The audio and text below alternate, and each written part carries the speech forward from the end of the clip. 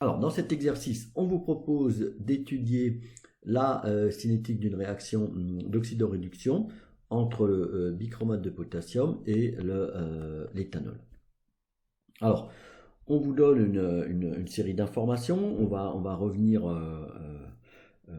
par la suite sur ces informations. Mais ce qu'il faut voir, c'est que, à la différence des expériences précédentes qu'on avait travaillées en travaux dirigés, où on mesurait, si vous voulez, l'évolution de la réaction à partir d'une pression ou d'une concentration. Souvenez-vous du dosage, donc mesure d'une concentration d'un nombre de moles par réaction de précipitation avec Ag+.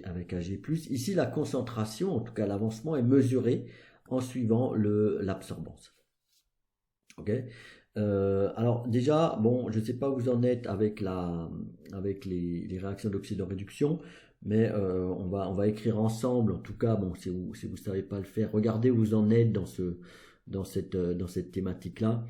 Là, si vous voulez, le plus important, c'est que on ait la réaction finale, nous, pour notre exercice. Néanmoins, on peut écrire la réaction d'oxydoréduction de la façon suivante.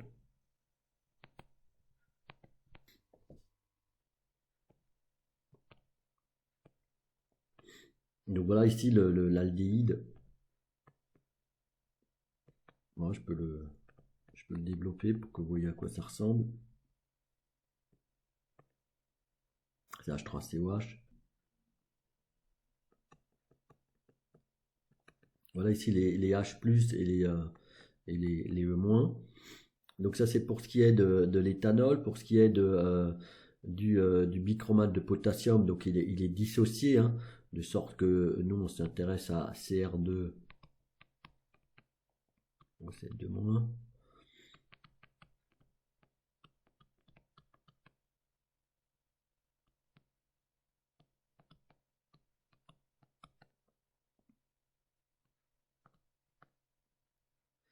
Donc ça ce sont les deux demi-réactions. Voilà. 6 électrons ici dans la demi-réaction 2 ici. On multiplie donc par 3 là-haut, de sorte à avoir la réaction. Donc c'est celle-là qui va nous intéresser, hein.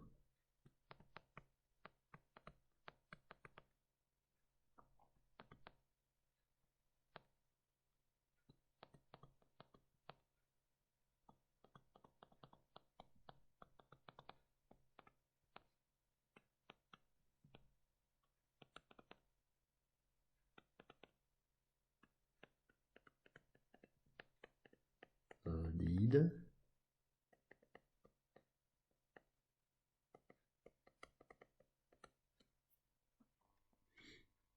Voilà. Voilà pour notre réaction. On peut déjà écrire le tableau d'avancement avec ceci au départ. Bon, celui-là, on va pas s'en occuper, hein. On va pas s'en occuper parce qu'il n'absorbe pas. Et ici, alors attention aux coefficients. Ici, les coefficients stoichiométriques, hein, vous voyez. Pensez bien à les reporter dans le tableau. X chez moi, c'est l'avancement. Donc là, je fais un tableau en nombre de moles, hein.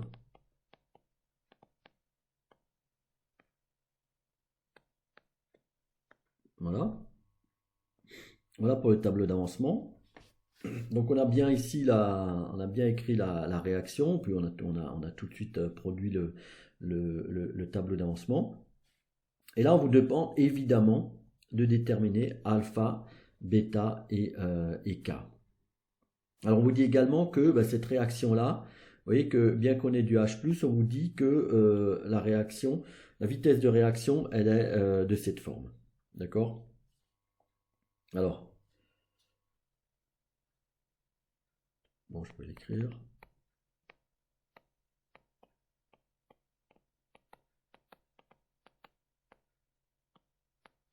Voilà l'ordre, alpha.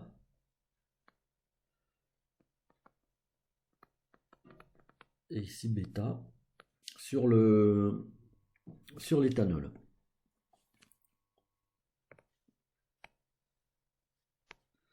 Alors, vous vous souvenez également que ben, pour résoudre ces choses-là, parce que là on a trois inconnus, hein. Ça maintenant vous l'avez remarqué, vous pouvez le remarquer. L'idée pour réduire cette chose-là, c'est de travailler en excès avec une espèce et éventuellement après refaire une expérience pour déterminer ce cas alpha et bêta. Et là, en l'occurrence, on voit, hein, quand on lit l'expérience 1 et l'expérience 2, on voit ici que l'éthanol, alors il y en a 1,5 cm3, mais pur, c'est de l'éthanol pur. Ici, le bichromate de potassium, on en a 1 cm3 à 0,1 mol par litre. D'accord? Donc là, on est effectivement ici dans une situation où le bichromate de potassium est minoritaire. Alors on peut calculer cette concentration d'éthanol dans l'expérience 1. Alors, on va écrire comme ça.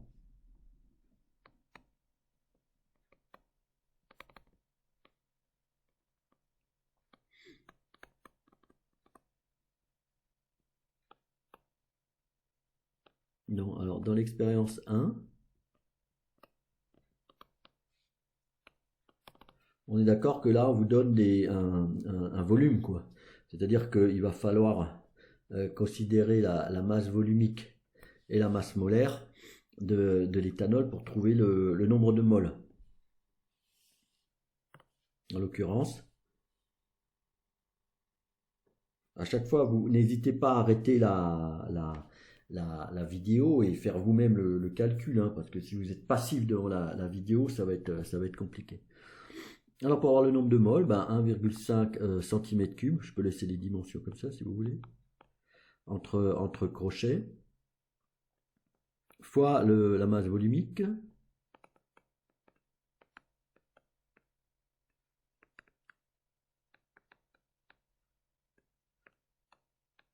donc là on a bien des grammes qu'on divise par des grammes par mol pour avoir des moles.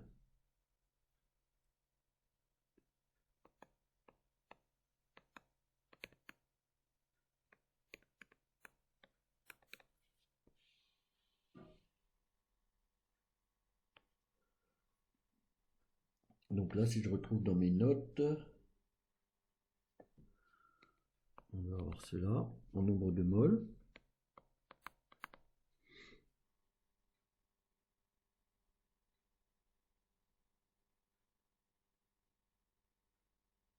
On va refaire le calcul quand même.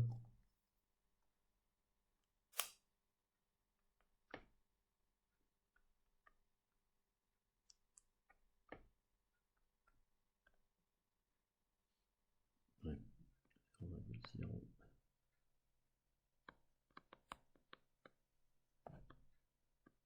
Mol, et ça se retrouve. Alors il faut regarder comment on a fait cette solution-là. Donc là, a priori, on a 3 cm3 et on a rajouté 1 cm3. Donc on est pour un volume total de 4 cm3. On n'aura pas besoin, mais j'écris quand même. Voilà, l'expérience 2 à présent.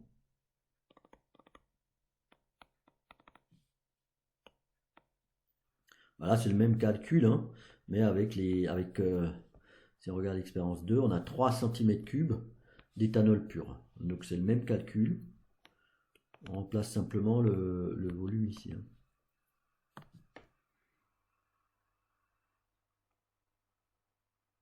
Bon, c'est x2, hein.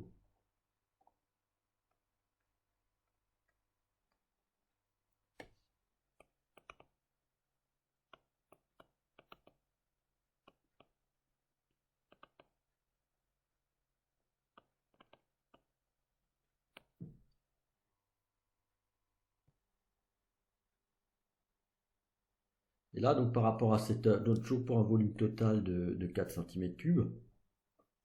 Et là, on voit que bon, bah, si on a 1 cm3 à 0,1 mol par litre, donc vous voyez, dans le centimètre cube, ce qui reste de ces 0,1 mol par litre, on va avoir quelque chose effectivement qui est minoritaire par rapport à l'éthanol, hein, pour ce qui est du bichromate. Alors par contre, la conséquence,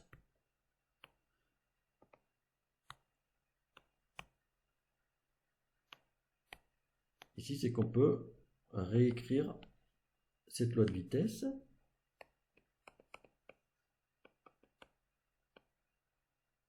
Alors, l'éthanol étant majoritaire, il va nous rester ceci. Que les chromates.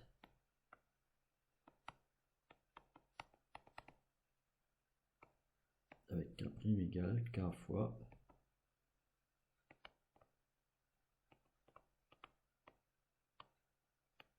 Voilà.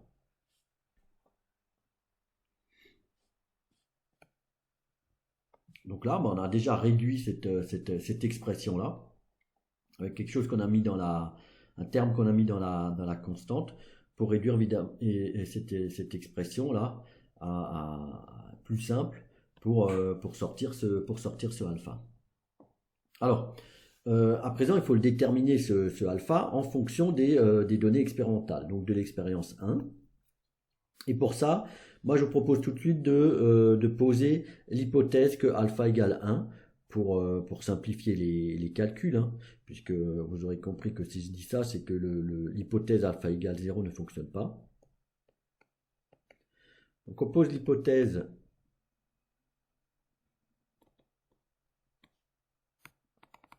alpha égale 1. Alors là, évidemment, on a l'expression que vous connaissez maintenant.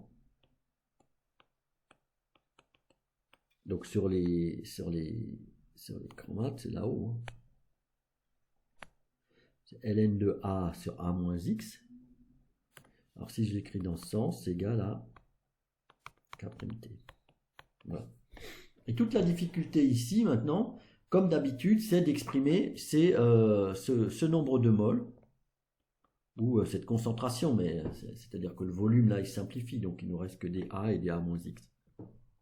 Alors, comment exprimer cette concentration-là en fonction de notre donnée expérimentale, c'est-à-dire de l'absorbance?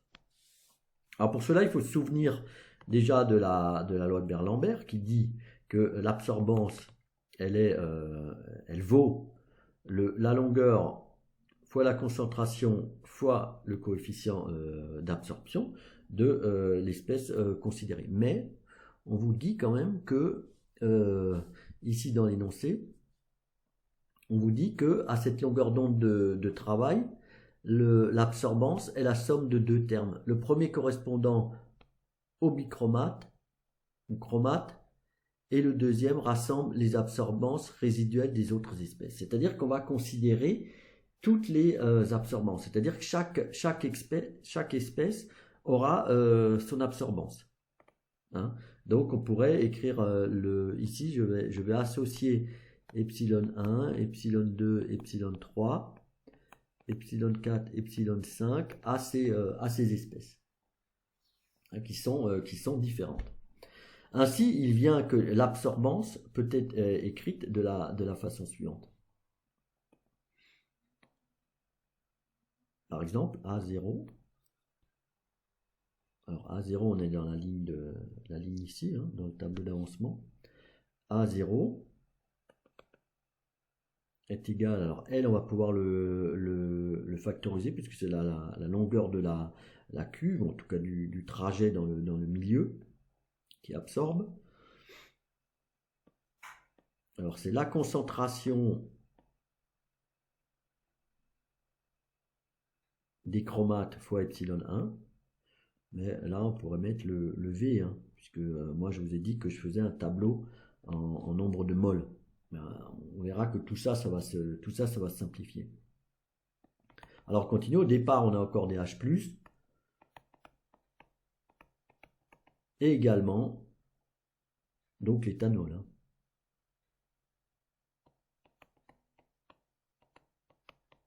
Voilà.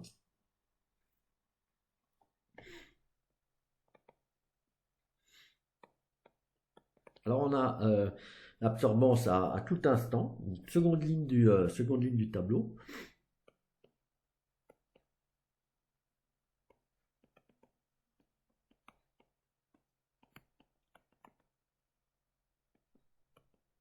Ouais, on va faire comme ça.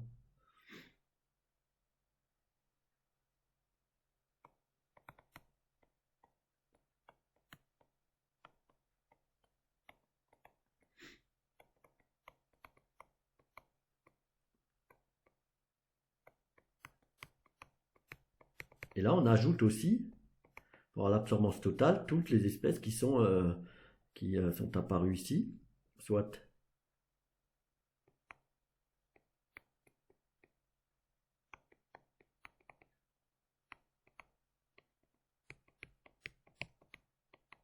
voilà.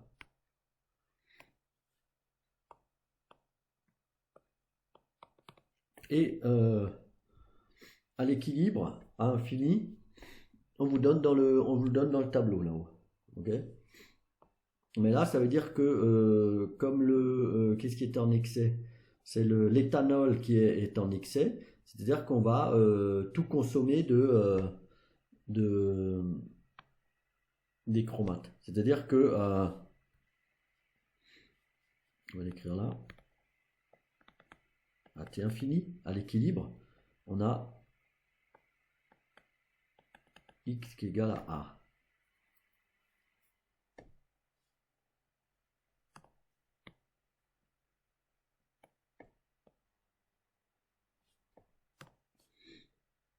Voilà, donc ben là, il n'en reste plus.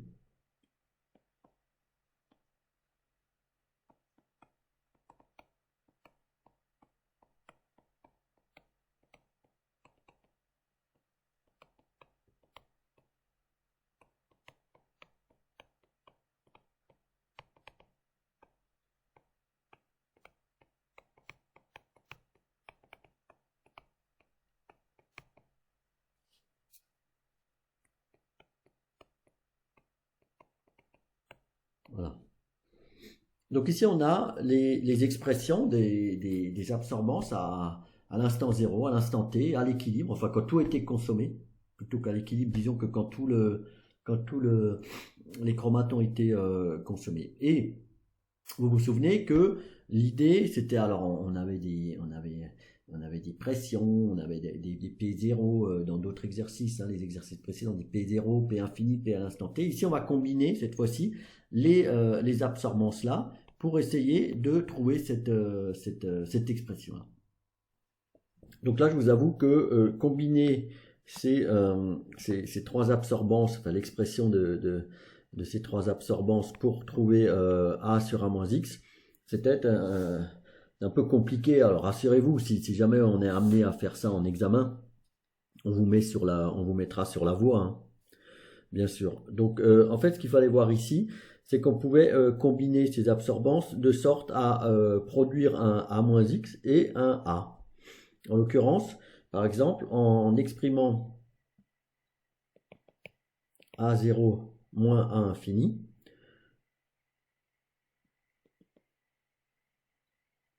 il venait l'expression, alors le L sur V, on peut le factoriser, mais le A0, alors ici, bon, bah, quelque chose, le terme en epsilon 1, il n'y en a que dans A0, donc on va se retrouver avec un A epsilon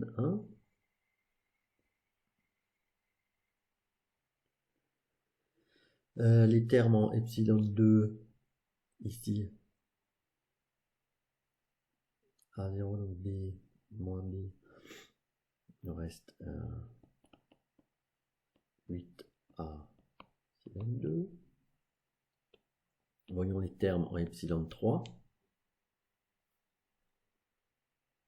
C moins C plus 3A epsilon 3. Les termes en epsilon 4, Bon, il n'y en a qu'ici.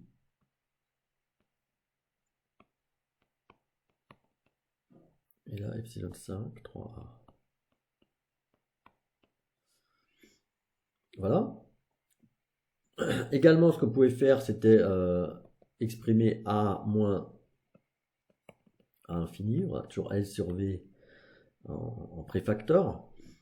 Et là, dans ce cas-là, a, alors les termes en epsilon 1, ben, il n'y a que celui-là, a moins x.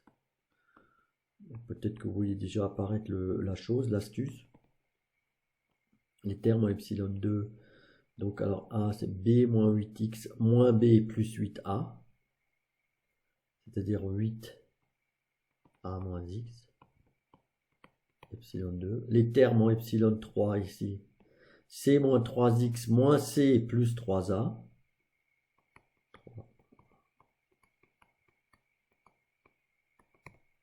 Les termes en epsilon 4, 2x moins...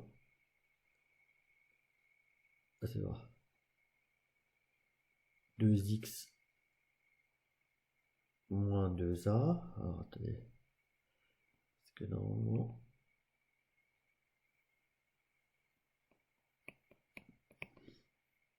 Donc ici, je pense que je me suis trompé là, parce qu'il faudra avoir les mêmes préfacteurs devant... Enfin, les mêmes termes ici, epsilon 4. Alors, voyons... A0 moins infini, ouais, c'est-à-dire que si A, ici dans cette ligne, A0 moins infini, j'ai un moins devant le 2A. Pareil ici, hein. Moins et moins. Et donc là, j'inverse, je sors le moins. Et j'ai 2A moins X. Epsilon 4. Et ici les termes en epsilon 5. A, alors 3A. 3X. J'arrive plus à me relire. 3X moins 3A. Donc j'inverse, ça fait moins 3A moins X. Epsilon 4. Voilà, et là vous voyez que ici on peut faire apparaître ce terme là devant, donc je peux le factoriser, le A. Et là ça veut dire qu'il disparaît là. J'essaie de l'effacer.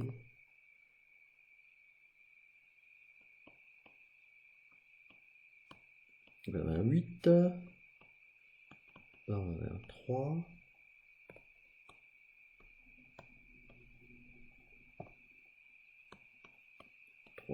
Pareil ici je factorise le A moins X.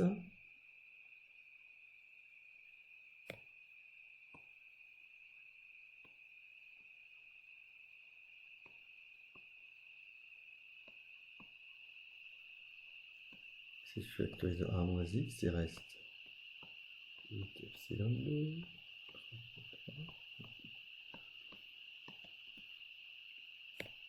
Vous voyez là que ces termes sont les mêmes. Ceux-là aussi.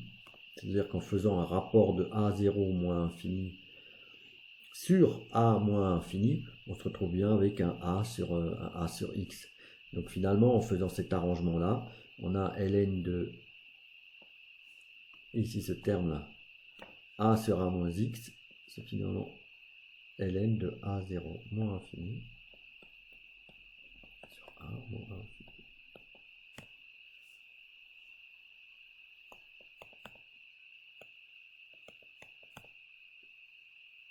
Et voilà. L'expression qu'on connaissait, l'expression classique si on est dans l'hypothèse alpha égale 1, exprimée cette fois-ci avec les données expérimentales, donc les absorbances. Alors ça, maintenant, à partir de là, ben, on connaît tout. Si on regarde le tableau, on connaît tout. C'est-à-dire que le A0, il est là. Hein, c'est au temps égale 0. Donc A0, on connaît. A, c'est à tout moment. Et à l'infini, c'est-à-dire quand c'est les chromates sont consommés, on a l'absorbance aussi, donc on a à infini. On a les trois termes de cette expression-là.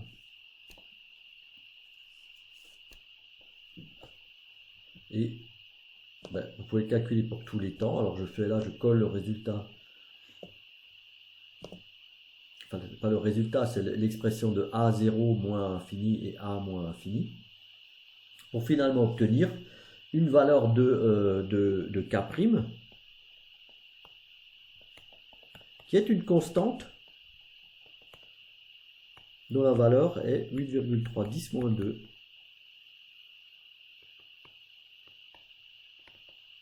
Limite moins 1. Donc si elle est constante, ça veut dire qu'alpha égale 1. L'hypothèse alpha égale 1, c'est vrai. C'est-à-dire qu'on est bien à l'ordre 1 pour les chromates. Donc là, on a avancé un peu dans cette résolution. On va passer maintenant à l'expérience 2 pour avancer plus dans la détermination des inconnus de la loi de vitesse. Alors, dans l'expérience 2, vous vous souvenez qu'on a, ici une concentration d'éthanol qui change. Elle double en réalité. Ça veut dire qu'on est toujours dans une situation où, je vais l'écrire, dans l'expérience 2, on a toujours une situation où l'éthanol est en excès par rapport au chromate, c'est-à-dire qu'on peut réécrire la loi de vitesse avec un K seconde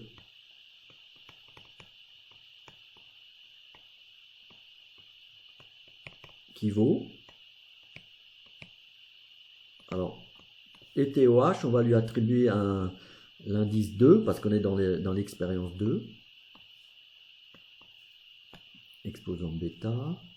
Ici j'avais mis le 1, indice 1 parce qu'on était dans l'expérience 1.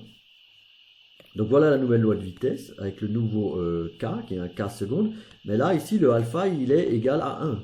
C'est-à-dire que on a défini l'ordre dans l'expérience 1 et cet ordre ne change pas parce qu'on change la concentration en éthanol, n'est-ce pas? Donc on a toujours alpha égale 1. Donc on reprend l'expression précédente en utilisant les absorbances de l'expérience 2. Ici j'ai un K seconde. Et par contre, si on regarde cette fois-ci le tableau de l'expérience 2, on s'aperçoit que, regardez ici, A0 est inconnu. Hein, c'est-à-dire qu'on ne vous donne pas cette fois-ci dans l'expérience la valeur de A0. Par contre, on vous donne la valeur à l'infini. Donc vous voyez l'équilibre quand tous les chromates ont été consommés. Vous voyez, à 2000 minutes et 3000 minutes, l'absorbance ici qui est stable. Donc on peut dire que c'est la valeur à A infini. Alors, ne pas connaître A0, là c'est pas un problème. On sait qu'on est dans cette loi d'ordre 1. Et vous vous souvenez, un exercice précédent où on ne connaissait pas non plus, alors je ne sais plus le numéro d'exercice, mais on ne connaissait pas le P0. Et dans ce cas-là, on avait fait une résolution graphique, en tout cas algébrique, de détermination de la droite ou de la relation affine pour déterminer le P0. Là, on fait pareil pour déterminer ce A0. Je m'explique. Ce Ln, on peut le développer de la façon suivante.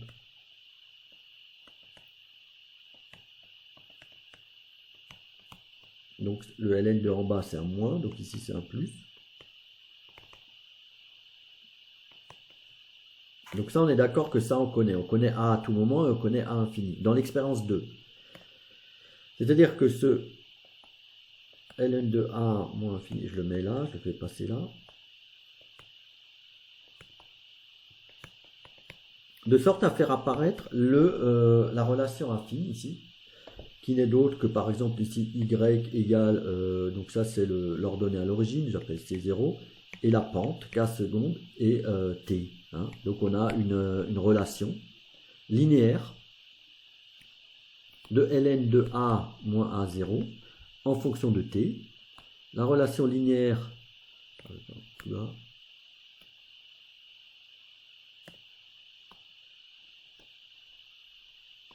de pente moins K seconde, hein, c'est une pente négative ici, donc ici K seconde, et là ici l'ordonnée à l'origine c'est 0 qui n'est autre que ln de A0 moins A infini. C'est-à-dire que ce que je vous propose là, c'est de prendre un temps t égale t1,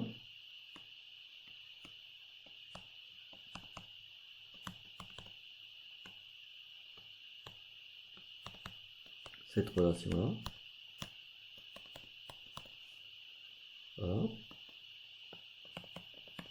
Et à t égale t2, donc ça c'est à t1, c'est l'absorbance à t2.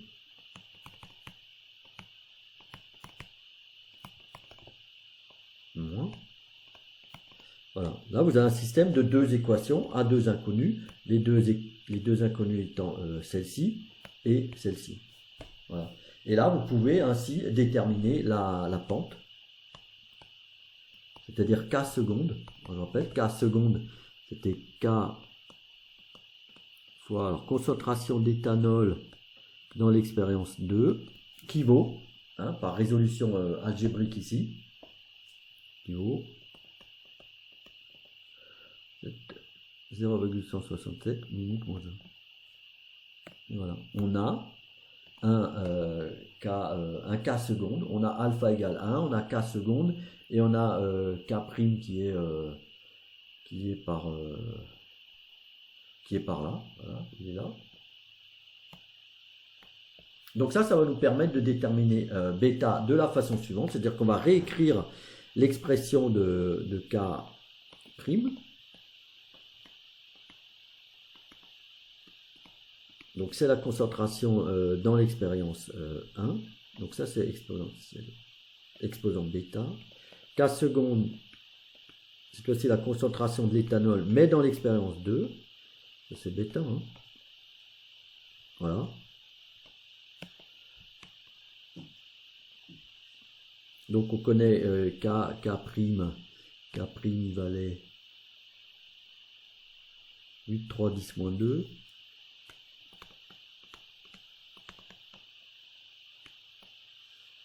K seconde 0,167. Alors, concentration de l'éthanol dans l'expérience 1 et dans l'expérience 2, celle-ci on l'avait calculée plus haut là, si vous vous souvenez. Voilà, ici. Bon, là on avait un nombre de moles dans le volume total, mais le volume total c'est le même dans les deux expériences, donc il se simplifie quoi. Donc on peut simplement reporter ces valeurs-là.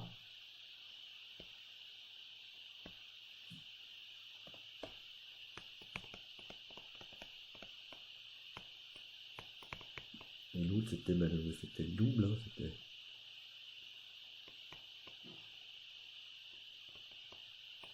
Voilà, quelque chose comme ça. Exposant bêta. Voilà. Et ici, en faisant cette... vous calculez simplement ce rapport-là, et vous voyez qu'il n'y a qu'une solution possible, c'est bêta égale 1. Et voilà comment on détermine les deux ordres enfin l'ordre alpha et bêta de cette réaction-là. D'ailleurs, vous pouvez aussi calculer, puisqu'il le faut, à partir d'une des deux, on peut utiliser l'une des deux équations, on peut calculer K, en utilisant par exemple la première, c'est-à-dire que K' on connaît sa valeur, divise tout simplement par la concentration de l'éthanol dans l'expérience 1. Je fais correctement. Voilà. Bêta ça vaut 1, c'est exposant 1. Soit K finalement qui vaut... Je vais noter là. Alors attention, attention à l'unité. Je vous propose de regarder l'unité avec attention. C'est des moles moins 1 litre, minute moins 1. On a une vitesse qui est en mol par litre par minute. Mais par contre, l'expression, alors c'est CR2O7 2 moins, avec alpha égale 1. Et ici, donc alpha égale 1, bêta égale 1. Donc ici, vous pouvez voir pourquoi on a une telle dimension pour K. Mais faites l'effort d'exprimer ici la dimension en fonction de cette équation-là, pour que vous retombiez sur vos pieds. Et je pense que l'exercice est fini. La présent fini. Voilà, on a bien déterminé alpha, bêta et K. Alors K, évidemment, là, on vous suggérait que dans la vitesse de réaction, on pouvait éventuellement faire intervenir les H+, aussi, quoi. C'est-à-dire multiplier ça encore par H+. Et là, l'idée, c'était de dire, de rentrer dans finalement, de dire que le cas avec lequel on a travaillé, qu'on vient de déterminer, finalement, il contient aussi la concentration de H+, avec exposant gamma.